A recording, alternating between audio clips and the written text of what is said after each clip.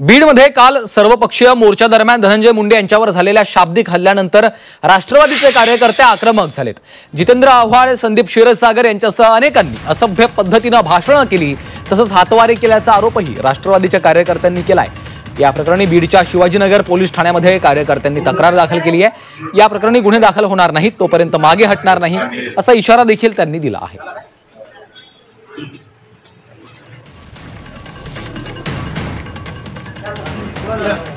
बीडच्या शिवाजीनगर पोलीस ठाण्यामध्ये तक्रार दाखल करण्यात आलेली आहे। कालच बीडमध्ये सर्वपक्षीय मोर्चा काढण्यात आलेला होता आणि या मोर्चा दरम्यान धनंजय मुंडे यांच्या संदर्भात अयोग्य भाषा वापरली गेली असा आरोप करत आता राष्ट्रवादीचे कार्यकर्ते आक्रमक झालेले आहेत। बीडमधल्या या मोर्चानंतर राष्ट्रवादी काँग्रेसच्या कार्यकर्त्यांनी पदाधिकाऱ्यांनी आक्रमक भूमिका घेतलेली आहे आणि संबंधितांवर गुन्हे दाखल करण्यात यावेत अशी मागणी देखील त्यांनी केलेली आहे। जितेंद्र आव्हाड आणि संदीप क्षीरसागर यांनी असभ्य भाषेचा वापर केला। या संदर्भात त्यांच्या विरोधात बीडच्या शिवाजीनगर पोलीस ठाण्यामध्ये तक्रार दाखल करण्यात आलेली आहे। त्यांच्यावर कारवाई व्हावी अशी देखील मागणी या माध्यमातून करण्यात आलेली आहे। विष्णू बुर्गे आमचे प्रतिनिधी सध्या फोन लाईनवरनं आपल्या सोबत आहेत।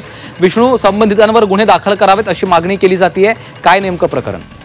खर तर काल जे भाषण झाले, जे वक्तव्य झाले, त्यानंतर जितेंद्र आव्हाडांचा चाट जो व्हायरल झाला, त्यानंतर जितेंद्र आव्हाड देखील पोलीस स्टेशनमध्ये पोहोचले होते। मात्र मोर्चामध्ये जे बोलण्यात आलं त्या संदर्भात जे आहे ते राष्ट्रवादी काँग्रेस अजित पवार गटाचे कार्यकर्ते हे तक्रार घेऊन गेलेले आहेत। मात्र ते तक्रार अजूनही वरिष्ठांनी घेतलेली नाही। वरिष्ठांची आपण बोलू असं तिथल्या पोलिसांनी सांगितलेलं आहे आणि त्यानंतरच यावर कारवाई होईल असं सांगितलेलं आहे। त्या तक्रारीत आपण पाहिलं तर जे भाषण केले त्याबद्दल आक्षेप घेण्यात आलेला आहे आणि त्यामुळं जे भाषण त्यामध्ये आक्षेपार्ह बोललेले आहेत त्यांच्यावरती गुन्हे दाखल करा अशी देखील मागणी यावेळी करण्यात आलेली आहे। आक्रमक झाले होते कार्यकर्ते, मात्र आता तिथं वातावरण शांत आहे।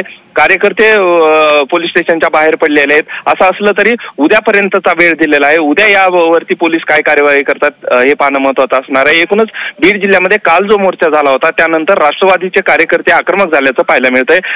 हा जो मोर्चा आहे तो धनंजय मुंडे यांच्या विरोधात होता आणि त्यांच्या विरोधात आक्षेपार्ह वक्तव्य करण्यात आल्याचा या तक्रारीत म्हटलं आहे। मात्र ही तक्रार अजूनही पोलिसांनी घेतलेली तर आहे, मात्र कुठल्याही त्याच्यावर कार्यवाही झालेली नाही।